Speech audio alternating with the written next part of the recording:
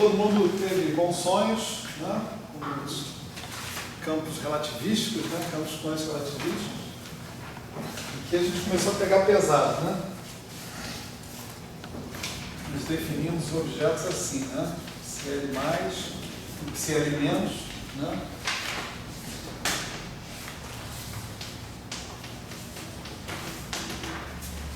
Que eram dados por somatório sobre sigma, sobre n, né? Da integral 3p, com L P sigma n, né? Exponencial de px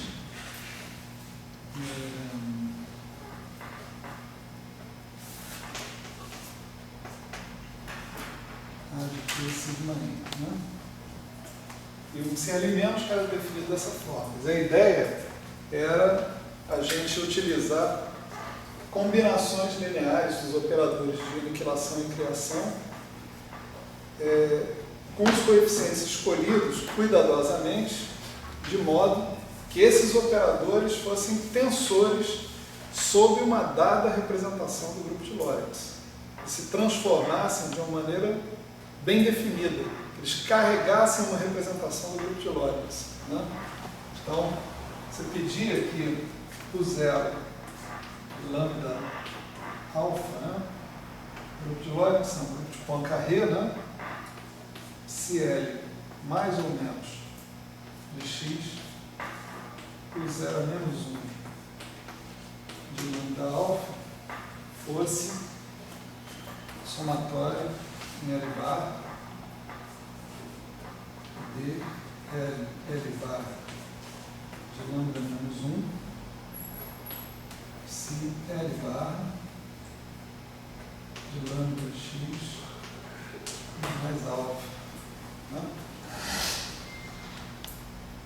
A transformação de Poincaré está aqui, no ponto transformado, ponto original, ponto transformado, né? E aqui eu exijo que o cara carregue uma representação do grupo de Lorentz, né? Uma representação, em princípio, irredutível, mas, dependendo das circunstâncias, nós vamos ver que algumas representações bem importantes para a gente são redutíveis, né? Então, pode ser uma representação redutível ou irredutível, mas tem que ser uma representação. Se você aplicar outra transformação de Lorentz aqui, você vai chegar a um produto de matrizes ali, e esse produto de matriz tem que estar associado com a matriz matriz produto, matriz que é associada com o produto das transformações de Poincaré, né? Então, isso aí tem que ser uma representação, transformação de Lorentz. Então, isso aí tem que ser uma representação do grupo de Lorentz, não tem saída. Agora, eu já espero que essa não seja uma representação unitária do grupo de Lorentz, porque, em princípio, esse L eu estou considerando como sendo um objeto restrito a ter dimensão finita, né? Esses índices L, eu espero que eles variem num certo intervalo finito e não um intervalo infinito. A gente já falou sobre isso no passado, né? Quer dizer, os únicos operadores de espectro ilimitado e infinito que a gente associa para observáveis físicos são, nesse caso, operadores de momento, quadro e momento, energia e momento. Não tem mais nada, não tem mais nenhum número quântico que eu olhe na natureza que assuma valores infinitos ou infinitos contínuos. Então, eu gostaria que, se esse cara tem que carregar uma representação do grupo de Lorentz, que carregue uma representação de dimensão finita. E aí eu caio no teorema de Wigner. Uma representação de dimensão finita de um grupo não compacto, ou ela é trivial, ou ela é não unitária. Das duas, né? Então a ideia era substituir esse A e esse A draga, que a gente. Aqui aparece um V, né? Aqui apareceria menos IPX, e aqui é a draga de P sigma N, né?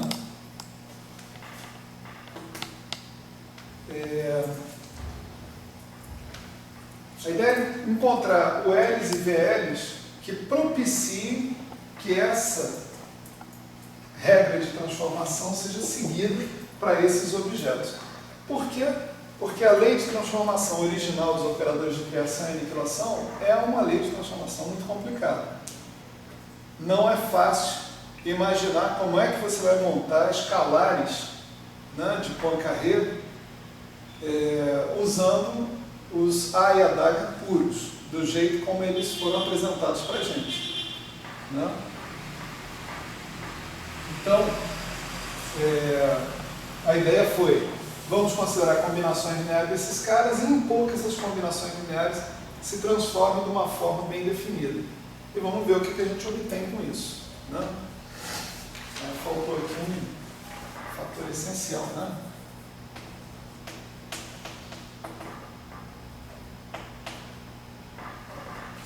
Esse cara tem uma dependência em X.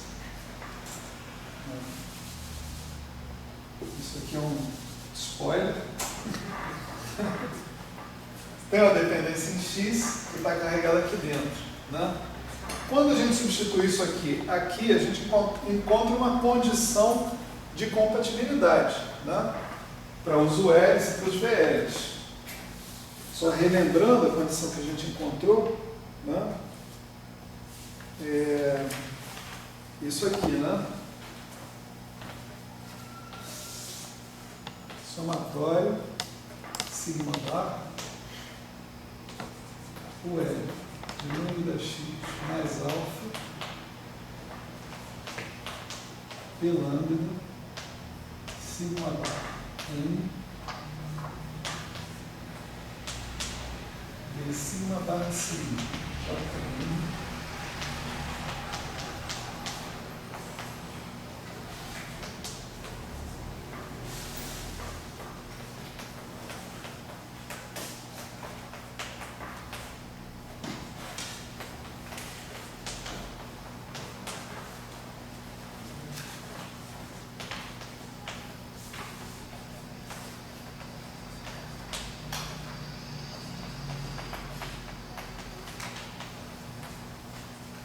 encontrava essa equação aqui, uma equação análoga para o V, né? Tá certo? Equação análoga para o V. Então você vê que nessa equação entra a transformação de Poincaré, né? Lambda x mais alfa, fatores envolvendo ela, mas também fatores envolvendo o grupo de isotropia, né? Associado com os operadores de aniquilação e criação, né, que estão aparecendo aqui. Veja que não tem uma soma sobre N aqui, só tem soma sobre sigma bar sobre L bar. Não tem uma soma sobre N nesse caso. Então, para cada N, né, para cada N, a gente tem que ter essa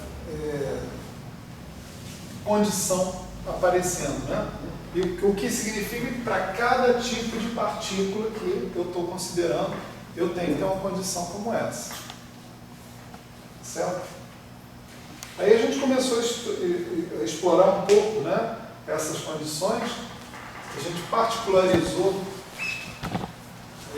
a análise dessa equação para alguns casos particulares, né? O primeiro caso particular envolveu você fazer lambda igual a 1, identidade alfa arbitrária, né? E isso nos conduziu a dizer que a dependência em x dos nossos coeficientes estava levantada, né? Diretamente a partir daí, né?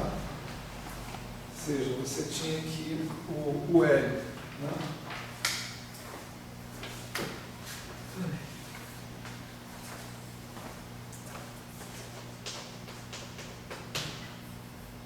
X, P, sigma, N, né? Era 1 sobre 2π, 3 meios, exponencial de px,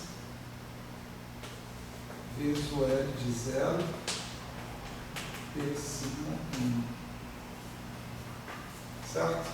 Tinha uma expressão para o VL também, que era essencialmente a mesma coisa, só que aqui com exponencial de menos IPx, certo? Veja que quando a gente escreve EAI-PX, né, nós estamos falando, né, de P0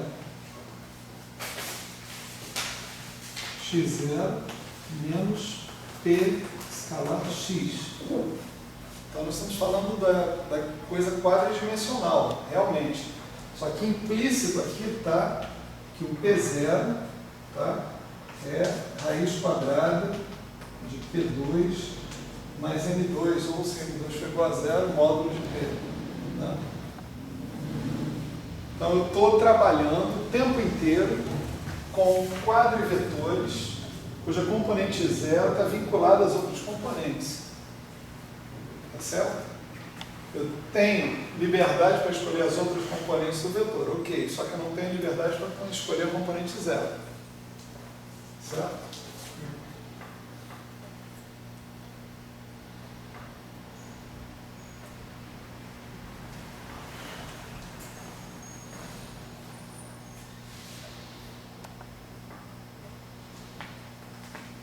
Não sei se deu para perceber isso na última aula. Né? A gente tem esse fator aqui, ó, né?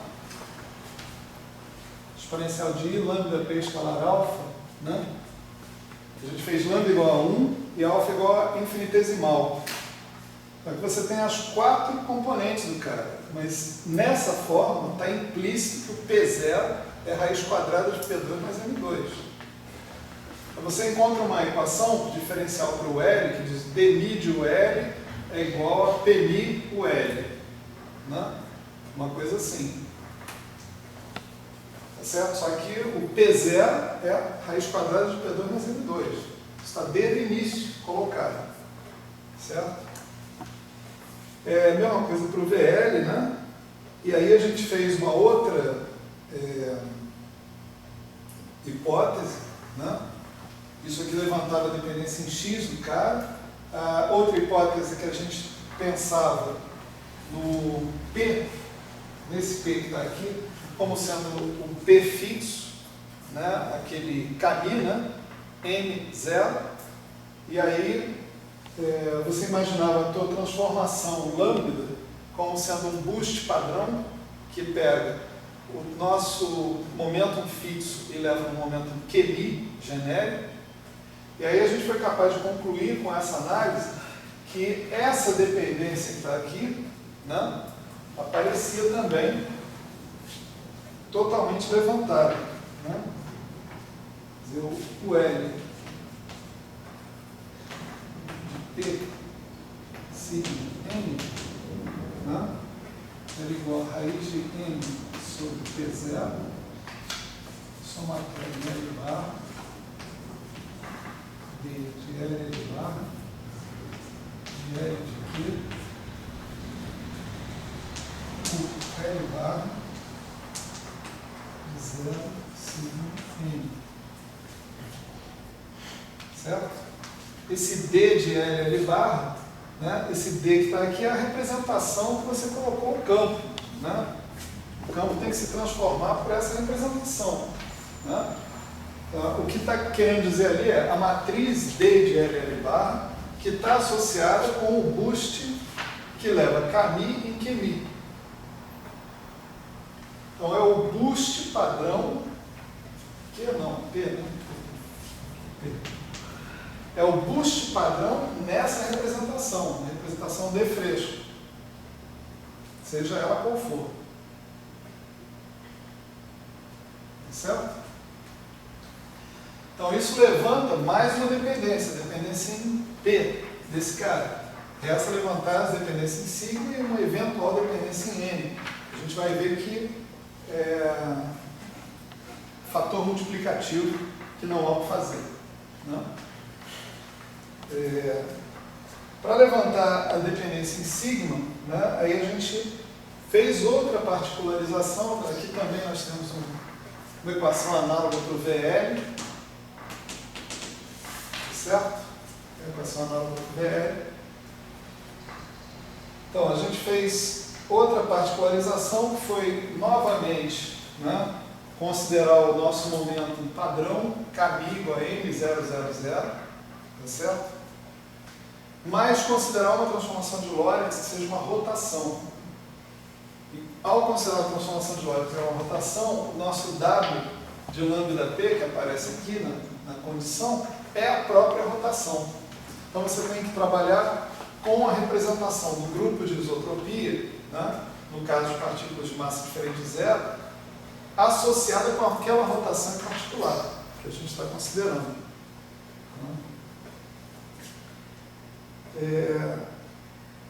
Particularizando para a rotação infinitesimal, a gente chegou a essa condição aqui, ó. Soma sobre sigma barra o L de zero, sigma barra N V J sigma barra sigma JN igual a soma sobre L barrado JL L barrado o L barrado de zero sigma N. Essa era a equação final que a gente tinha que encarar para encontrar a dependência em sigma desses caras, né? Mas ainda tem algo a fazer aqui, né, para a gente entender em que buraco que a gente caiu. Tá certo? Vamos fazer o seguinte aqui, ó. Vamos pegar essa equação e vamos multiplicar escalarmente, tá certo? E matricialmente por J, Jn, sigma linha. Então, olha só. Tem uma equação para J1, não tem? Não sei o que, J1 igual, tarará, J fresco 1, né? Tarará. Então, vou multiplicar essa equação para J1, vou multiplicar por J1. Tem outra equação para J2. Eu vou multiplicar essa outra equação por J2. E tem uma equação para J3, vou multiplicar essa outra equação por J3. E vou somar as três. Então, o que eu vou obter? Eu vou obter o produto escalar desses vetores que são matrizes também. Soma sobre sigma. Eu estou fazendo um produto matricial deles. Tá certo? Então, isso aqui vai me dar, o que eu estou fazendo vai me dar somatório sobre sigma barrado, o L de zero, sigma barrado, N, J, Jn, 2, sigma barrado, sigma,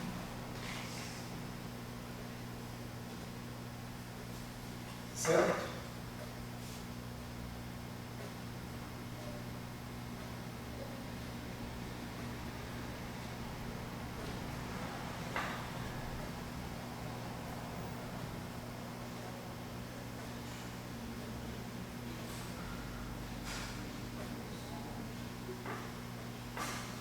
Espera aí, o que eu estou fazendo? Vou multiplicar por J, sigma barrado sigma. Certo? E vou somar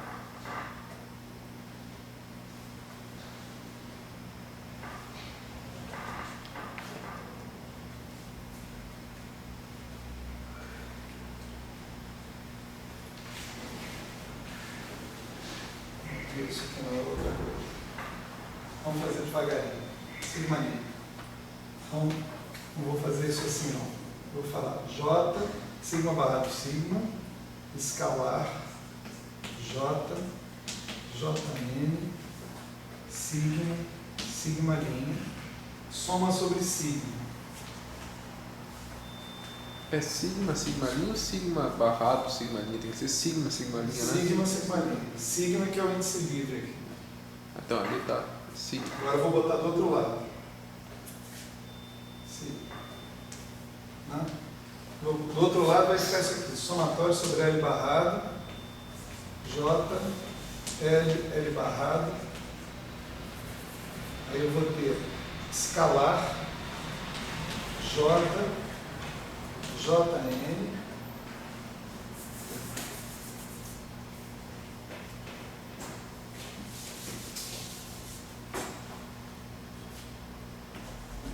o L barrado, 0, sigma, 1,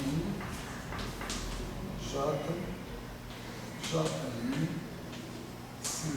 sigma 1, escalar, J, L barrado, e aqui a gente tem soma sobre L barrado e sobre sigma. Tá certo? O que eu fiz foi isso. Peguei a primeira equação, multipliquei por J1, a segunda equação, multipliquei por J2, matricialmente. Tá certo? Então, aqui eu tenho a dependência em sigma, também vou multiplicar por algo que depende de sigma e somar sobre sigma. Né? Agora, o que é isso aqui que está aparecendo aqui? Isso é a componente sigma barrado, sigma linha do operador J2. Tá certo? Então, isso aqui é somatório. Sigma barrado, só. O L de 0, sigma barrado, N, J2, JN, sigma barrado, sigma linha. Componente sigma barrado, sigma linha disso. Desse lado, olha o que eu tenho. Eu tenho a soma sobre sigma, o L barrado, 0, sigma N, J, sigma, sigma linha. Mas isso está dado ali em cima. Ó, soma sobre sigma barrado, é o primeiro índice do J, está aqui contraindo com esse, tá certo? O L de 0, sigma barrado, J é igual a isso. Então eu posso substituir isso aqui dentro, no lugar disso. Tá certo? Eu vou fazer isso. A soma sobre sigma vai ficar implícita, e isso aqui vai virar uma soma sobre L',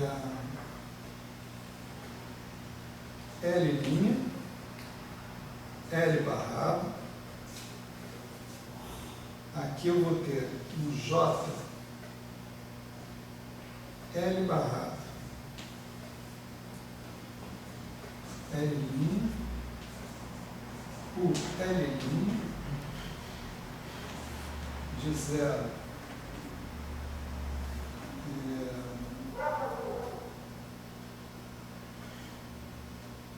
sigma linha, N,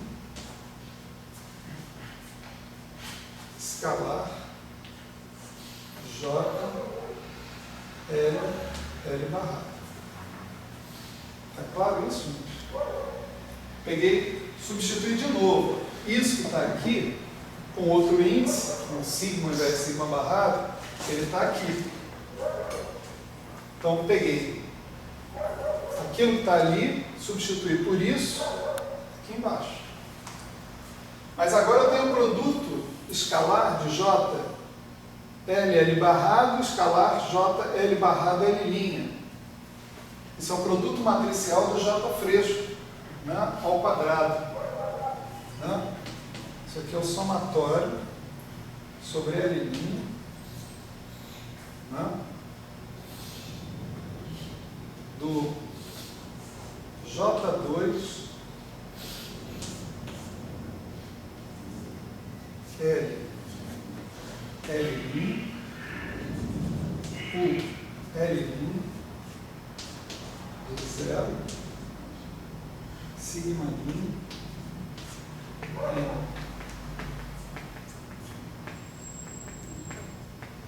Então, se você comparar com a primeira equação, né, essa daqui, essa equação de saída aqui, você vê que ela simplesmente substitui J por J2.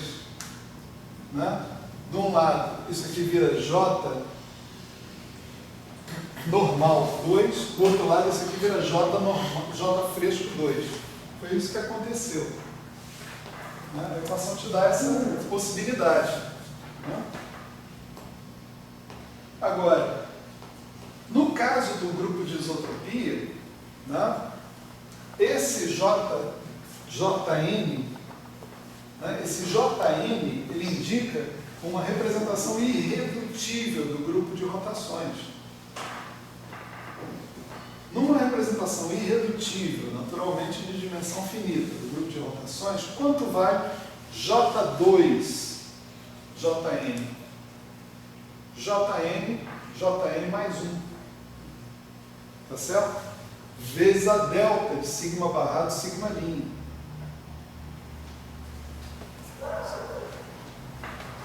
Então, isso aqui dá o L de 0, sigma barrado, N,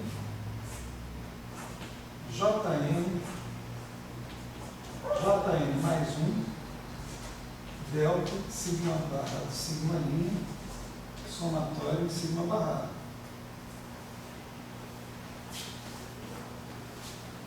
Do outro lado, eu também tenho um J2, mas aqui minha análise tem que bifurcar em duas direções.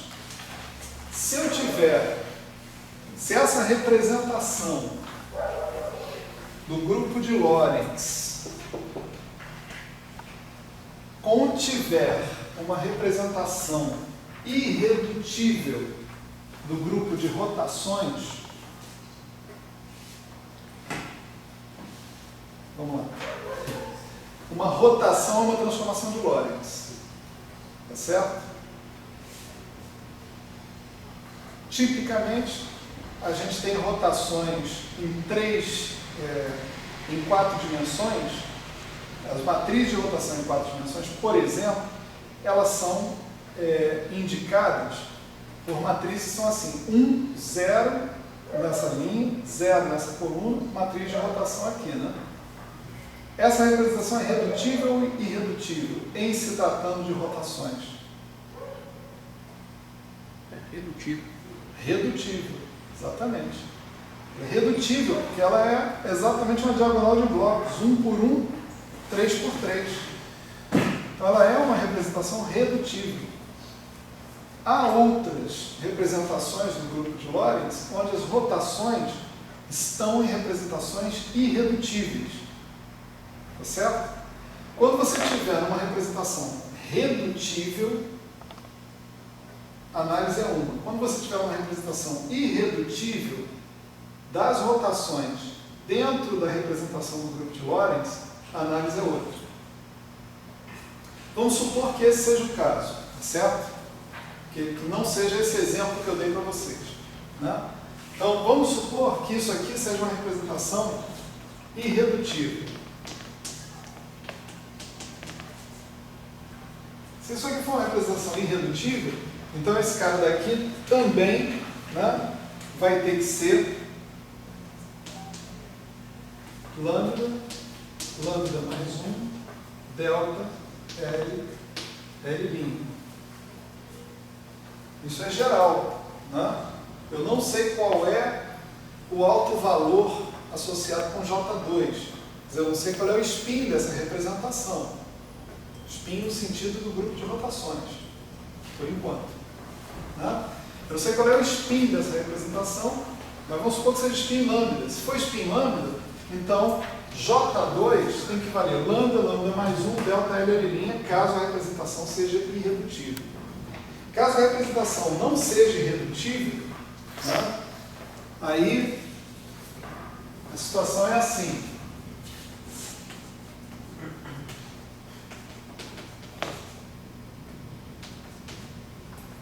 Aí você vai ter que o seu J2, L barrado, é uma matriz, né, com esses autovalores. Lambda 1, lambda 1 mais 1, lambda 1, lambda 1 mais 1. Isso aqui, 2 lambda 1 mais 1 vezes, um bloco lambda 1 mais 1, 2 lambda 1 mais 1 por 2 lambda 1 mais 1 dimensional. Né? Depois você vai ter lambda 2 mais 1 é lambda 2 mais 1, uma constante aqui, 2 vezes lambda 2 mais 1, e assim por diante. Essa é essa matriz. O J2 vai ser essa matriz. Certo? Então ela vai continuar sendo uma matriz diagonal, só que os autovalores não vão ser, ela não vai ser proporcional à identidade. Tá certo? No caso dela não ser uma transformação irredutível, ela não vai ser proporcional à identidade. Bom, o que acontece? Aqui a coisa é mais complicada. Quando a gente chegar num caso como esse, a gente vai considerar com mais detalhe. Mas se a representação for irredutível, a gente já imediatamente já sabe o que acontece. Não? Se a representação for irredutível, então esse termo que está aqui vai me dar somatório em L', né? lambda mais 1, delta L', o L' do zero, sigma' N. Tá?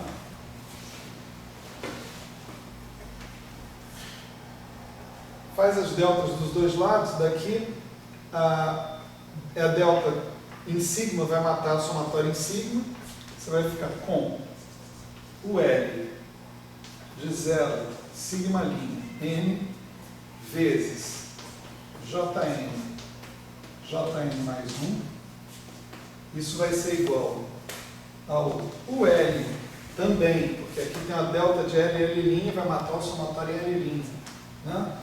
De 0, sigma' N, né? lambda mais 1. Se você pedir que esse UL em princípio seja diferente de 0, né? Para algum sigma', né? Pode até ser 0 para um certo sigma', para outro, 2 ou 3 sigma'. Se ele for 0 para todos os sigma', aí o seu campo é 0. Concorda? Então, para algum sigma', esse UL vai ser diferente de 0. Nesse caso, a solução aqui é Jn mais 1 é igual a lambda mais 1.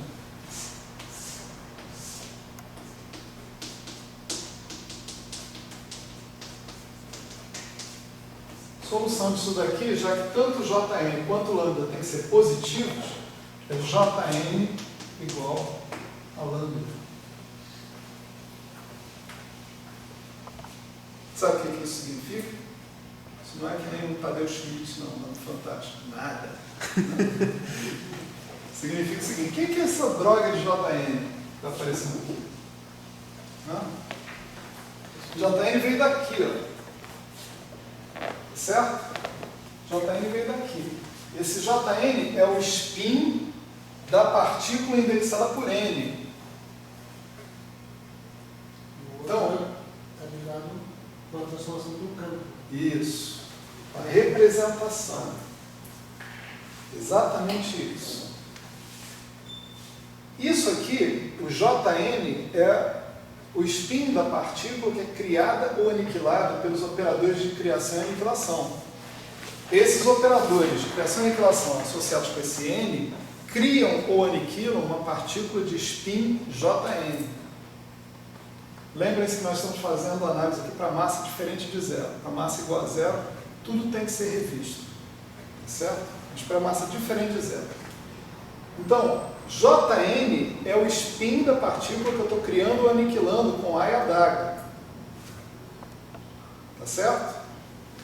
O que essa equação aqui está me dizendo é que eu tenho que analisar a representação do grupo de Lorentz que o campo está carregando. Que representação é essa? Tal representação. Então, o que eu vou fazer? Eu vou entrar nessa representação e vou verificar qual é a representação do grupo de rotações que está contida lá dentro. As rotações são transformações de Lorentz. Então, dentro do grupo de Lorentz, em cada representação tem um subgrupo, tem um pedaço da representação que é uma representação do grupo de rotações. A pergunta que eu tenho que fazer é: qual é o spin dessa representação? O spin dessa representação tem que ser exatamente o mesmo spin da partícula que eu estou criando ou aniquilando. Tá certo?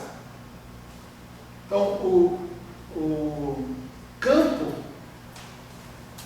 a representação que ele vai levar do grupo de Lorentz vai determinar se ele é adequado ou não é adequado para descrever partículas com o spin dado originalmente pelos operadores de criação e aniquilação.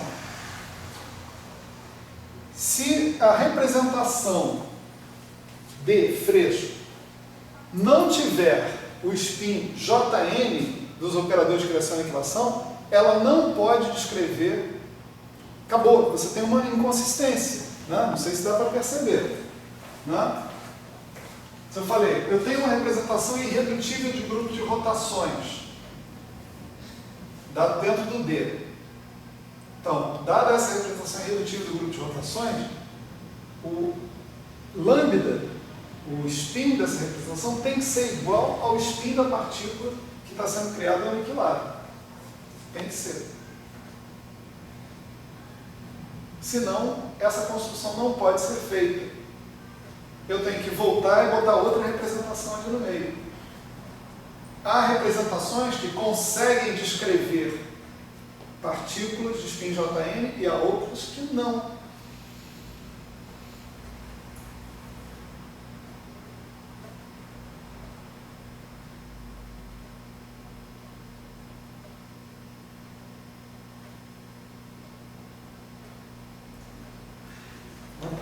Pausa para meditação. Todo mundo aqui, né, já assistiu, pode ser até pelo vídeo, né, as aulas do Elael. Né? Elael fica lá fazendo um monte de coisas maravilhosas, né, com os campos, extraindo os spins possíveis dos campos, etc. e tal. Essa aqui é a razão pela qual ele pode fazer isso. Tá certo? Cada representação, isso está por trás das manipulações feitas lá pelo Elael nas aulas dele. Cada representação do grupo de Lorentz é adequada para descrever um tipo de partícula, um tipo de spin. E não é adequada para descrever outros. Tá certo? Se você quer ter um spin zero, há maneiras de obter um spin zero. E há maneiras de não obter. Não vai ter um spin zero de outro jeito. E assim por diante. Certo? No caso em que você tem representações redutíveis, a gente só discutiu o caso irredutível. No caso que a gente tem representações redutíveis, nós vamos abordar especificamente isso. Tá certo? Aí a gente vai olhar para isso com calma. Então, a análise é mais complicada, etc. Então, mas aqui a gente já pode concluir imediatamente que o spin da partícula determina se a representação que você colocou no campo é adequada ou não. Tá certo?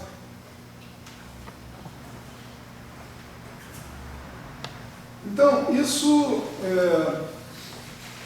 mais ou menos, né, encerra o que a gente pode extrair dessa equação, essa equação aqui que a gente pode chamar de equação master. Né? Porque a gente ainda não terminou de explorar essa equação, mas para explorar ela até o final, a gente agora precisa saber qual é a representação do grupo de Lorentz específica com a qual eu estou trabalhando. Mais do que isso é difícil saber. Né? A menos que a gente tivesse construído essas representações como o que as pessoas chamam de representações AB. Mas a gente não fez isso, então a gente é obrigado a parar por aqui e considerar casos específicos. Tá certo? Então agora nós vamos explorar outras possibilidades dessa decomposição que a gente fez aqui do campo como combinação linear de operadores de aniquilação e de criação. Certo? Vamos voltar um pouquinho nisso.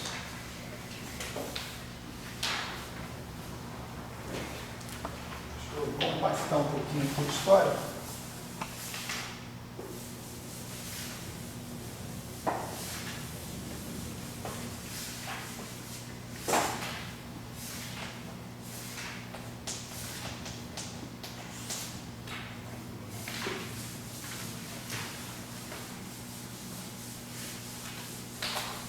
Vamos ver se a gente está preparado, se isso aí realmente resolve alguns dos grandes problemas que a gente tinha anteriormente. Né? Por que a gente está fazendo isso? A gente está fazendo isso para obter objetos que têm uma lei de transformação simples. O campo tem uma lei de transformação simples, comparado com os operadores de criação e aniquilação. Além do mais, o campo depende de x, né? x0, x1, x2, x3. E eu preciso de coisas que dependam de x para construir densidade. Né? Vou construir a minha hamiltoniana de interação como integral espacial de uma densidade de hamiltoniana de interação. Então, meu problema é montar essa densidade hamiltoniana de interação. Eu vou tentar montar e vou tentar ver se, com essa estratégia aqui dos campos, se eu consigo montar uma densidade hamiltoniana de interação que seja um escalar. Isso era um requisito. Eu tinha que ter que minha densidade hamiltoniana de interação tinha que ser um escalar. Será que essa estratégia com os campos me traz mais perto disso? Me leva para perto disso? Né? Então, proposta, né? É você montar um H de x da seguinte maneira, né? Somatório sobre n, somatório L'1, L''n, somatório L'1, Lm. Aqui é chato porque a gente está discutindo o caso geral, né? Mas por outro lado é bom porque a dúvida acaba de uma vez por todas, né? Esses G são coeficientes, né? L'1, L''n, L1, Ln, né? Vezes os caras que eu acabei de montar aqui. Psi menos Ln de x, Psi menos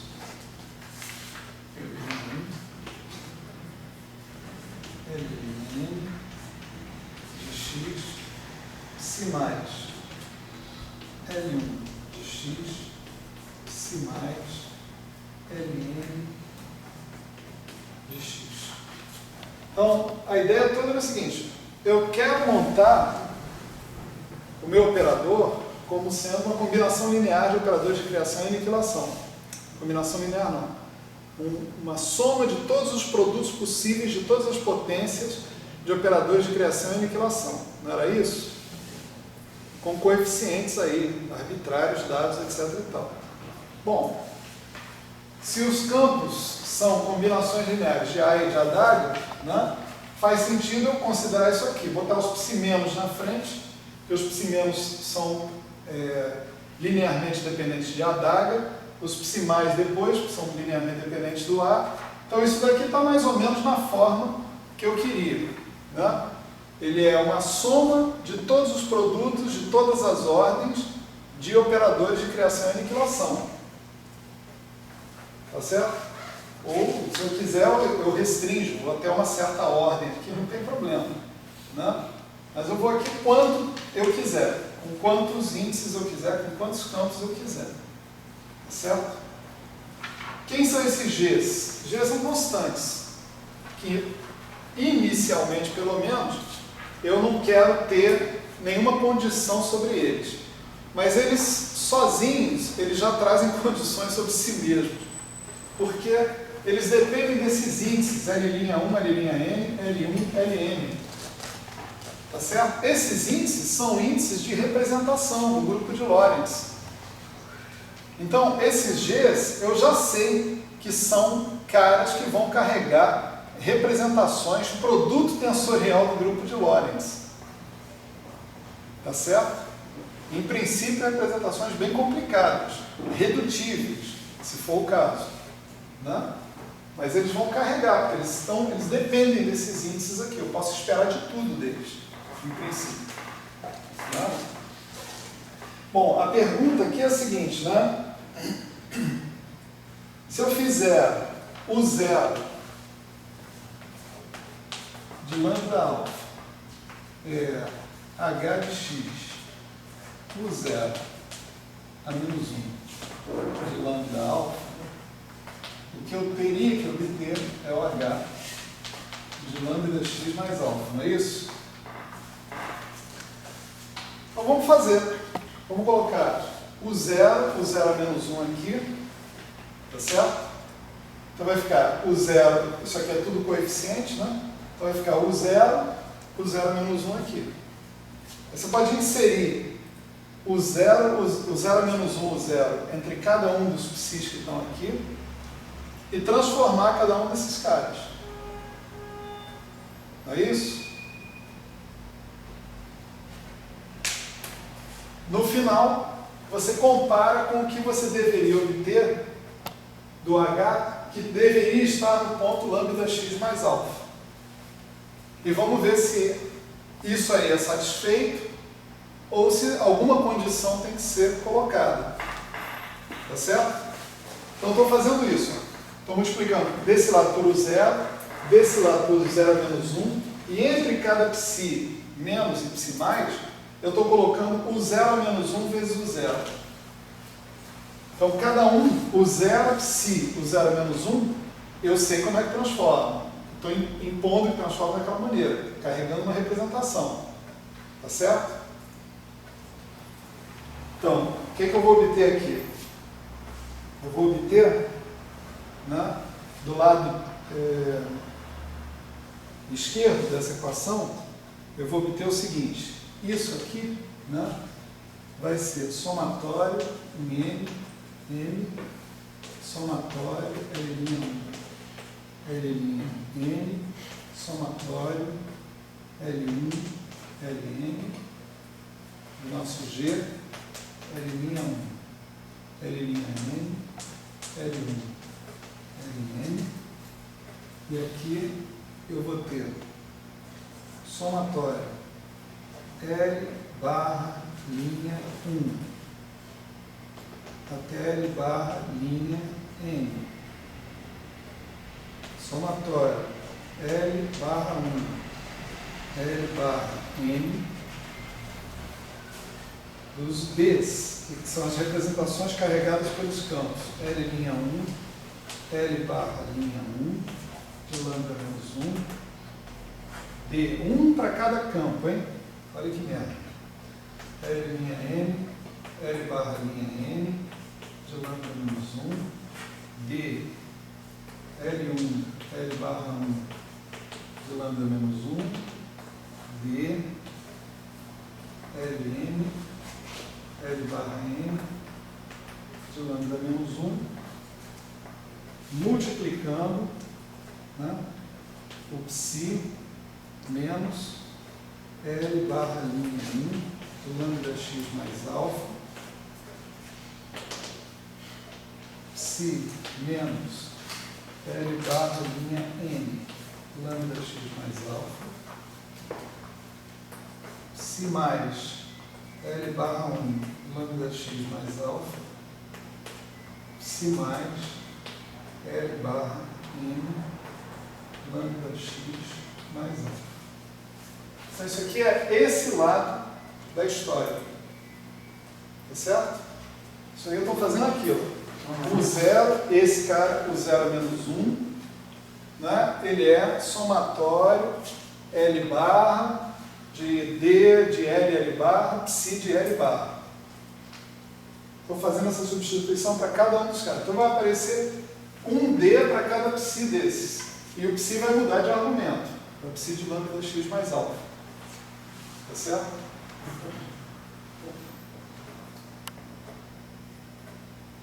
que dá para o outro lado da equação? Lado direito.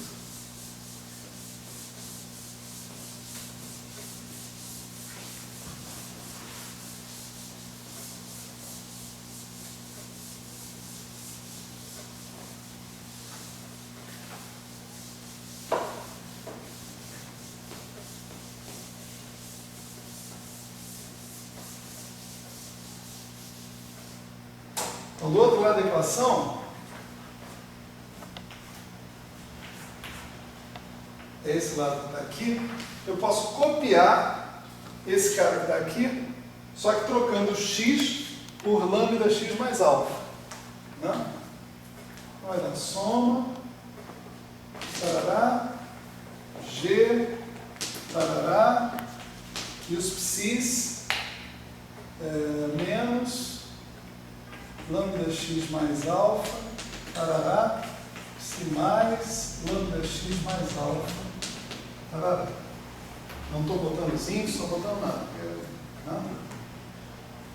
O que eu tenho que fazer? Comparar uma coisa com a outra. Os dois lados têm que ser iguais. Este lado da equação tem que dar a mesma coisa que esse lado desse. Qual é a condição para que isso aconteça?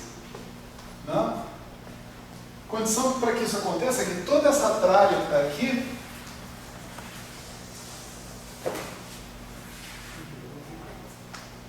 tá certo?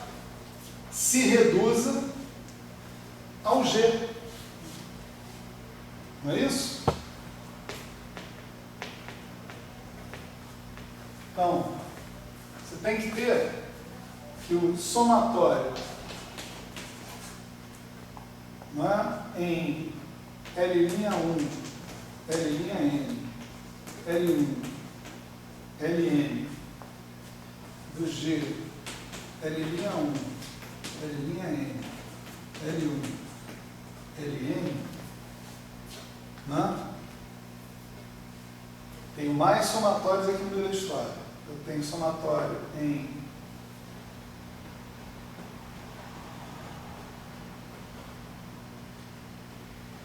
não, esses somatórios aqui eu vou deixar, né? Eles estão todos de fora. Então, vou pegar esses coeficientes que estão aqui, né? Então, vou ter o D, L'1, L barra, linha 1, de lambda menos 1, D, L' N, né? L barra, linha N, de lambda menos 1,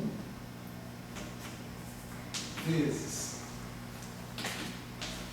D, L1, L barra 1, de lambda menos 1, D, Ln, L barra N, de lambda menos 1. Tudo isso que está aí, tá certo? Seja igual ao G com os índices que estão sobrando aqui, ó. L bar linha 1, L bar linha N, L barra 1, L barra N. Se isso acontecer, então, né, a condição de escalaridade da minha densidade H de x está sendo atingida. Tá certo? Mas o que é essa condição que está aí? Essa condição é a condição de que o G seja um tensor invariante dentro da representação, produto tensorial dessas representações todas carregadas pelos campos. Eu não estou pedindo que seja a mesma representação. Né? Esses L's, L barra, não sei o que, podem variar em faixas diferentes, podem indicar novas representações diferentes. Então, o que eu tenho ali é, de fato, um cara que transforma para uma representação produto tensorial. Né? Uma representação produto tensorial, o cara transforma pelo produto das matrizes para cada índice.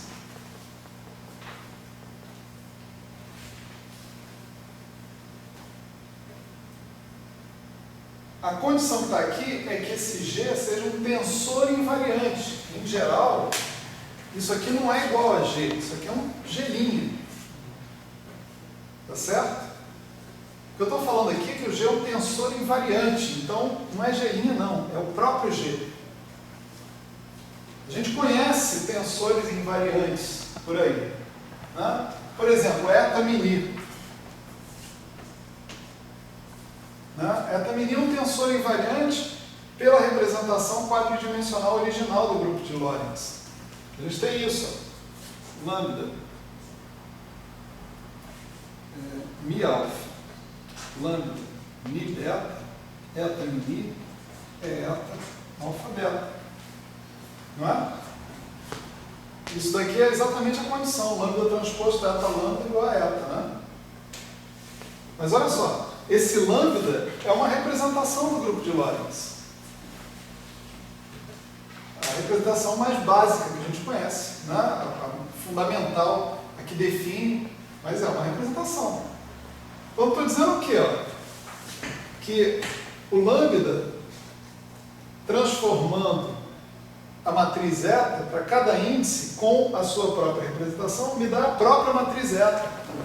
A matriz eta é um tensor invariante dentro dessa representação. Então, eta é um exemplo, é um cara que eu posso colocar lá. Quer ver outro? Né? Eta. Como é que transforma esse cara daqui, né? em termos de... Mesma coisa, né? Você vai botar 4 lambdas aqui e eles vão transformar desse jeito. Além deles, você pode construir outras coisas. O que está escrito aqui, na verdade, é o seguinte: se esses Ds são transformações de Lorentz em outra representação, o seu trabalho para montar essa hamiltoniana de interação é construir escalares dentro dessas representações. Só isso. Tá certo? Então, seja qual for a representação que você for considerar, você tem que construir escalares de Lorentz dentro dessas representações. Isso é o suficiente para que o teu H seja um escalar de Lorentz.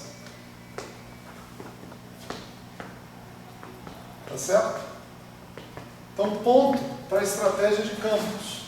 Tá certo? Estratégia de campos me dá uma tarefa que é uma tarefa plenamente realizável, em geral, como a gente vai ver nos casos particulares que aparecerem por aí. Tá certo? Essa era uma das coisas que a gente tinha que checar, né? Mas tem outras, né? Outra coisa importante que a gente tem que checar é o princípio de decomposição em clusters. Tá certo? Vamos a ele. Trabalhar lá.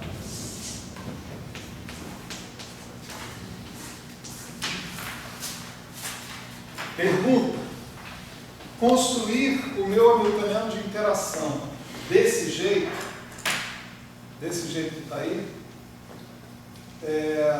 permite que o princípio de decomposição em cluster seja satisfeito? Para que isso aconteça, o que tem que acontecer? Tem aquele teoremazinho lá, né, que a gente não provou, né? O hamiltoniano tem que ser escrito como uma combinação linear de operadores de criação e aniquilação, com coeficientes que, no máximo, a singularidade que eles podem possuir é uma delta da soma total dos momentos contidos neles. Tá certo? Então tem que checar se, ao fazer essa mudança de A e H para psi mais e psi menos, se o princípio de decomposição em clusters pode ser satisfeito. Eu vou tomar, né, como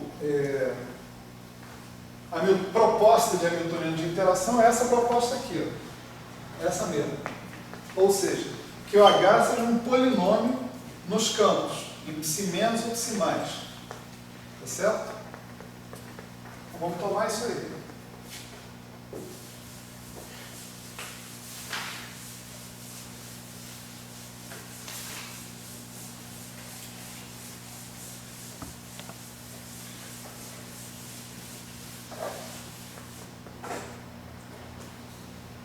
V. Né?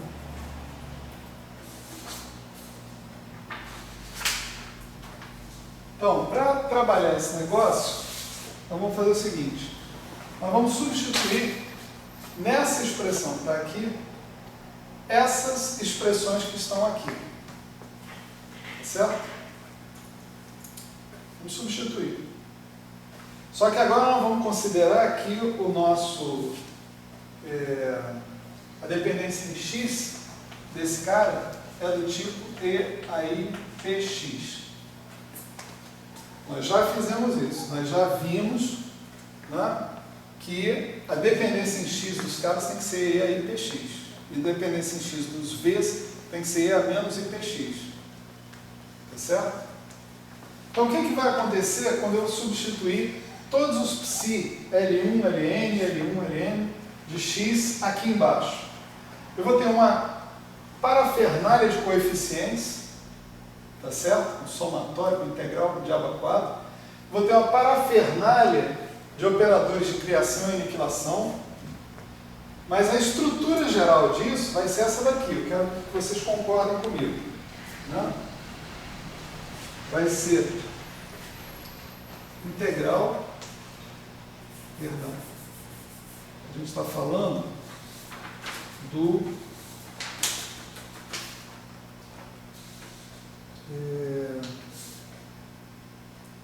está falando do V, né? Então, V é integral d3x do h de x0, né? Tá certo?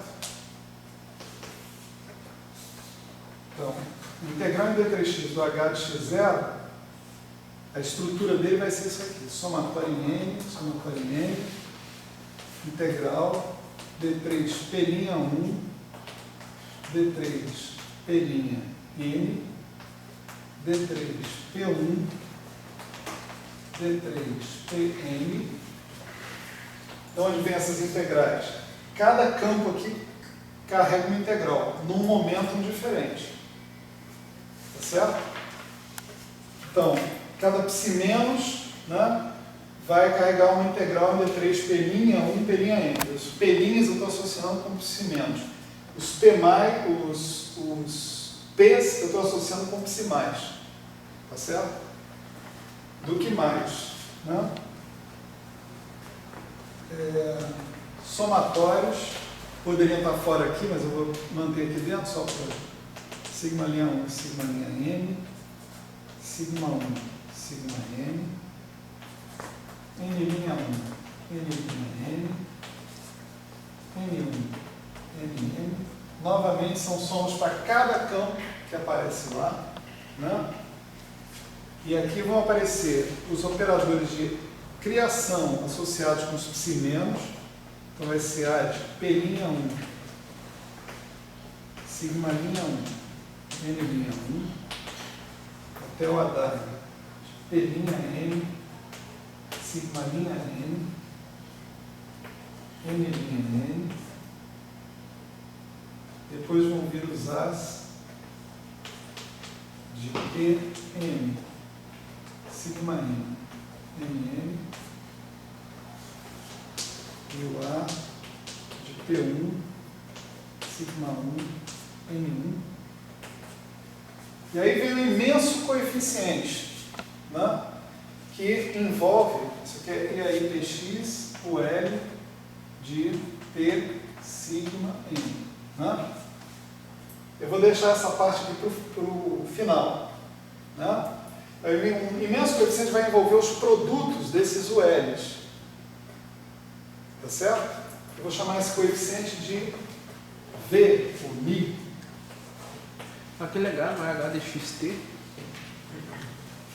Se o V for o V de T. Mas o que eu preciso originalmente é que o V, antes de eu ir para o Interaction Picture, seja integral de uma densidade. Aí o resto é só fazer a conjugação. Né? Eu V barra de NM de P'1, sigma linha 1, N linha 1, P' N, sigma linha N, N,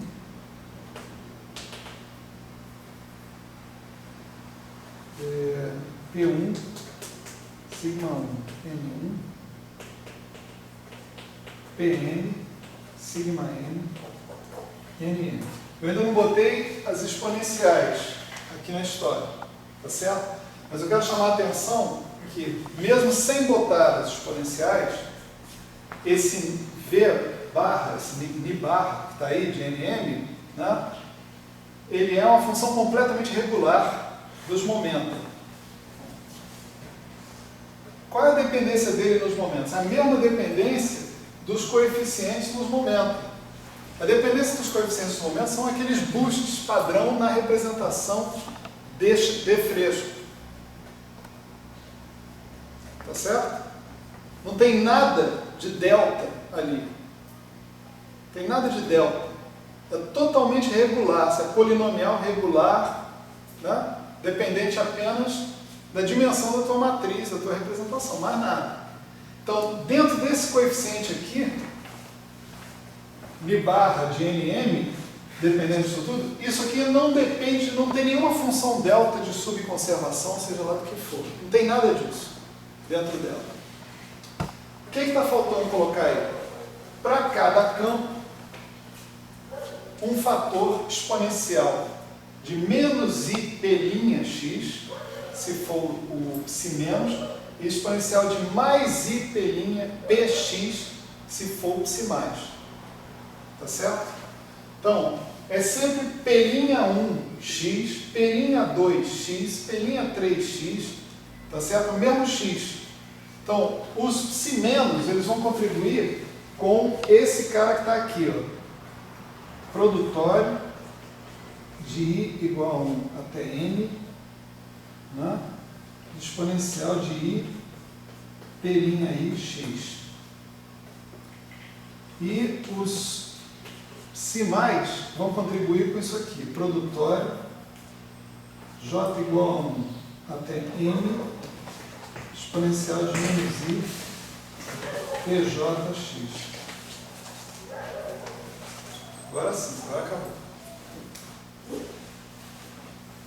Faltou escrever integral em D3x. Né?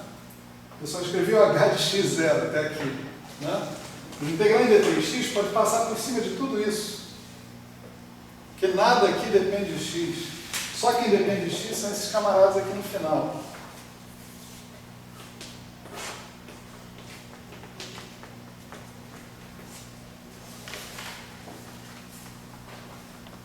Certo?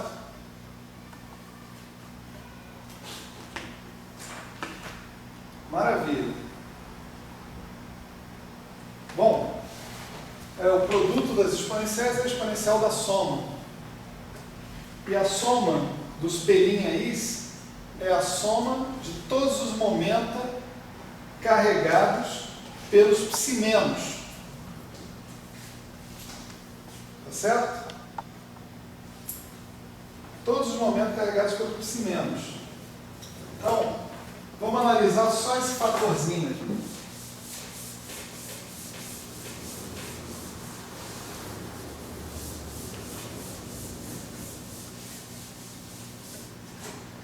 Então você tem isso aqui, ó, integral d3x da exponencial de I somatória de I igual a 1 até N de P'I menos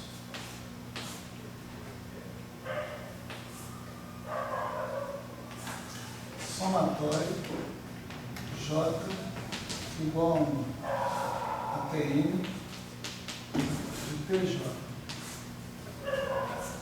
Tá certo? Quanto dá isso?